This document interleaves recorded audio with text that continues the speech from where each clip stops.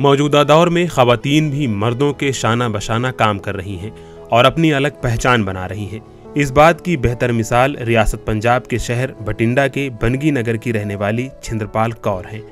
छिंद्रपाल कौर को अक्सर भटिंडा शहर में कुर्ता पैजामा और पगड़ी पहने ऑटो रिक्शा चलाते हुए देखा जाता है। रोजी के लिए खातून को मर्दों के कपड़े क्यों अपनाने पड़े, आइए जानते हैं छिंद्र कौर की कहानी उन्हीं की ज़बानी। ब्याह हो गया सी, घर वाला मेरा बहुत परेशान करता सी। जब मेरी शादी हुई तो मेरे शौहर मेरे साथ मारपीट करता था, इसलिए मैंने तलाक ले लिया और अपने बच्चों को साथ लेकर मायके चली गई। मेरे 2 बेटे और 2 बेटियां हैं। तकरीबन 12 वर्ष मैंने यौमिया मजदूर के तौर पर काम किया, फिर ढाबा चलाया, जूस फरोख्त किया, लेकिन इस दौरान मेरी उंगली कट गई और 2 वर्ष तक मैं बेरोजगार रही।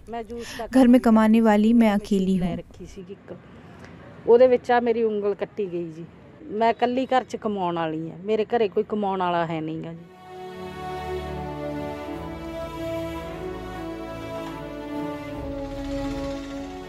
छिंद्रपाल कौर का कहना है कि मायके वापस आने के बाद उनकी माली हालत ठीक नहीं थी।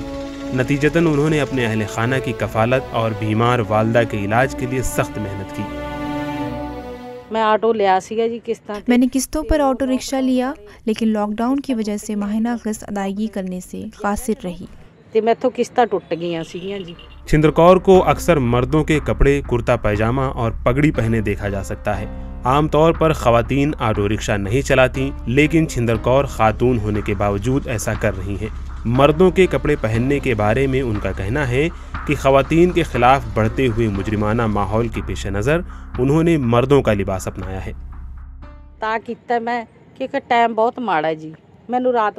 मैंने मर्दाना लिबास अपनाया है क्योंकि वक्त सही नहीं है। मुझे किसी मुसाफिर को रात में भी उसकी मंजिल तक पहुंचाना पड़ता है। लोग मेरा मजाक उड़ाते हैं जब मैं सूट पहनकर ड्राइव करती हूं, तो कोई भी खातून मेरे साथ सफ़र नहीं करती और ज़्यादातर मर्दों का नज़रिया भी सही नहीं होता। मैं हुकूमत और दीगर लोगों से भी गुजारिश करती हूँ कि अगर मेरी मदद की जाए तो मैं मज़ीद पैसे कमा सकती हूँ। मेरी हेल्प कर दे, मैनू कोई ऑटो लेके दिता जाए तभी मैं आपदा टाइम पास सोना करा। गुर्बत और माली परेशानियों के बावजूद छिंद्रपाल कौर लोगों को हिम्मत के साथ जिंदगी जीने की तरगीब दे रही हैं।